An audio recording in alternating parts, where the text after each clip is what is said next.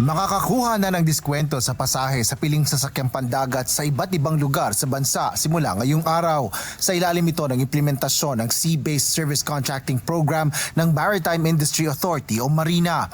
Layo nito na maibsan ang hirap ng mga operator at mga pasahero sa gitna ng mataas na pamasahe at mataas na presyo ng petrolyo. Ipatutupad dito ng MARINA sa 12 ruta sa bansa na may biyaheng hindi aabot ng 2 oras ang paglalayag at may mataas na bilang ng biyahe at pasahero. Paliwanag ni Marina Administrator Sonia Malaluan, target na makinabang dito ang mga tumatawid lang mula sa isla papuntang mainland upang pumasok sa trabaho o eskwela o mga bumibili ng basic commodities.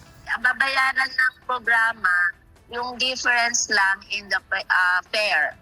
Kung yung rate noong 28 February as compared to the pamasahe today. So halimbawa, kung dating 100 pesos, ngayon ay 120.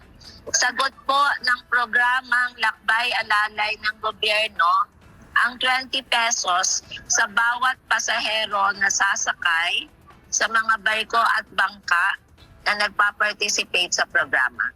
Para naman sa ship o boat operators, babayaran ng pamahalaan ang lahat ng mga diskwentong ilalaan sa mga pasahero sa ilalim ng programa. Naglaan ng 200 million pesos na pondo ang pamahalaan para rito sa ilalim ng 2026 General Appropriations Act o GAA. Sa taya ng Marina, nasa 600,000 na pasahero ang makikinabang dito kada araw kung nasa 50% capacity lang ng mga ferry at bangka ang sasakay. Tatagal ang programa sa loob ng 2 hanggang 3 linggo. Sa computation namin as of now, 2 weeks long, kalungkot, no? 14 days. Pero kung hindi nga full capacity lahat ng watercrafts, di ma-extend pa natin ng few more days. Kahit man lang 20 days sana ma-stretch natin. Asher Kadapan Jr., UNTV News and Rescue.